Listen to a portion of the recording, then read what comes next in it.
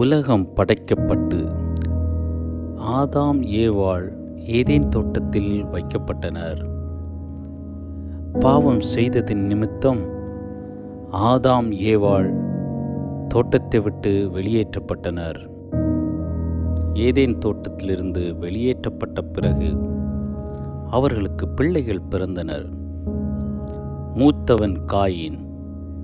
அவன் நிலத்தை பயிரிட்டு விவசாயம் செய்தான்.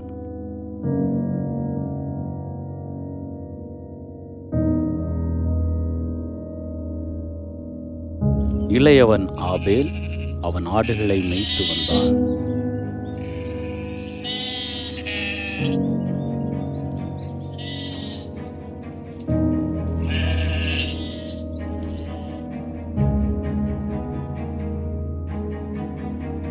சில நாள் சென்ற பின்பு அவர்கள் இருவரும் கர்த்தருக்கு காணிக்கை கொண்டு வந்தார்கள்.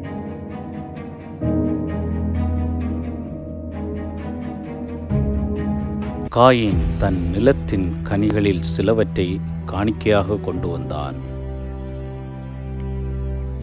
ஆபேல் தன் மந்தையின் தலையீற்றுகளிலும் அவைகளில் கொழுமையானவைகளிலும் சிலவற்றை கொண்டு வந்தான். கர்த்தர் ஆபேலையும் அவன் காணிக்கையும் அங்கீகரித்து அவன் மேல் பிரியமானார். ஆனால் காயினையும் அவன் காணிக்கையும் அவர் அங்கீகரிக்கவில்லை. இதனால் காயினுக்கு மிகவும் எரிச்சல் உண்டாகி அவன் முகநாடி வேறுபட்டது. கர்த்தர் காயினை பார்த்து, உனக்கு ஏன் எரிச்சல் உண்டாயிற்று? உன் முகநாடி ஏன் வேறுபட்டது? நீ நன்மை செய்தால் மேன்மை இல்லையோ? நீ நன்மை செய்யாதிருந்தால் பாவம் வாசற்படியில் படுத்திருக்கும். அவன் ஆசை உன்னை பற்றி இருக்கும், நீ அவனை ஆண்டு கொள்ளுவாய் என்றார். ஆனால் தேவ எச்சரிப்பின் சத்தத்தை காயின் ஏற்றுக்கொள்ளவில்லை. அவன் தன் சகோதரனாகிய ஆபேலை வயல்வெளிக்கு அழைத்து சென்றான். அங்கு கோபம் அவனை ஆட்கொள்ள அவன் தன் சகோதரனாகிய ஆபேலுக்கு விரோதமாய் எழும்பி அவனை கொலை செய்தான். இதுவே உலகத்தின் முதல் கொலை. அதன் பிறகு கர்த்தர் காயினிடம், உன் சகோதரனாகிய ஆபேல் எங்கே என்று கேட்டார். அதற்கு காயின், தெரியாது, நான் என்ன என் சகோதரனுக்கு காவலாளியோ என்று ஆணவத்துடன் பதிலளித்தான்.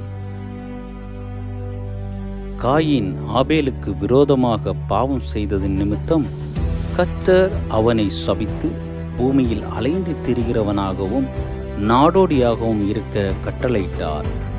கர்த்தரின் பிரசன்னத்தை விட்டு காயின் சென்று விட்டான்.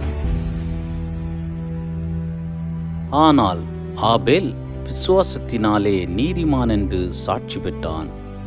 எபிரேயர் 11:4 படி விசுவாசத்தினாலே ஆபேல் காயினுடைய பலியிலும் மேன்மையான பலியை தேவனுக்கு செலுத்தினான்.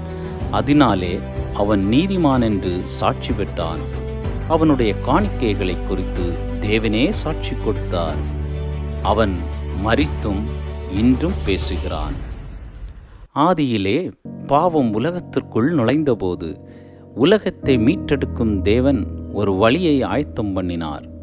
அந்த வழியில் முதல் நிழல் ஆபேலின் பலியில் காணப்பட்டது.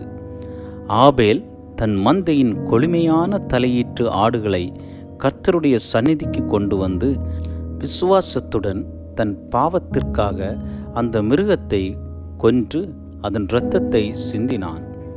இரத்தம் சிந்துதல் இல்லாமல் பாவ மன்னிப்பில்லை என்பதை அவன் விசுவாச கண்கள் கண்டது. ஆனால் ஒரு மிருகத்தின் இரத்தம் மனிதனின் பாவக்கரைகளை நிரந்தரமாக நீக்கவில்லை. பல நூற்றாண்டுகள் கடந்தன. ஆபேலின் பலி எதை சுட்டி காட்டியதோ அந்த மாபெரும் உண்மை நிறைவேறும் காலம் வந்தது. தேவன் தன் ஒரே குமாரனாகிய இயேசு கிறிஸ்துவை இந்த உலகத்தில் அனுப்பி சிலுவையில் அவர் மரித்து அவர் இரத்தத்தின் மூலமாய் இந்த உலகத்தை மீட்டெடுத்தார். இங்கே சிந்தப்பட்டது ஒரு மிருகத்தின் இரத்தம் அல்ல, மாறாக குற்றமற்ற கரைபடாத தேவகுமாரனாகிய இயேசு கிறிஸ்துவின் பரிசுத்த இரத்தம். ஆபேலின் பலி ஆண்டுதோறும் திரும்ப திரும்ப செலுத்தப்பட வேண்டியதாக இருந்தது. இயேசுவின் இரத்தமோ எல்லாவற்றையும் முடிவுக்கு கொண்டு வந்தது. ஆபேல் ஒரு நிழலை கண்டான், இயேசு அந்த நிழலை நிஜமாக்கினார். அந்த நிறைவான இரத்தத்தின் மூலமாய் நாம் தேவனிடத்தில் தைரியமாய் சேரக்கூடிய கிருபையை பெற்றோம். இதுவே ஆபேல் கண்ட விசுவாசத்தின் பூரணமான நிறைவேற்றம்.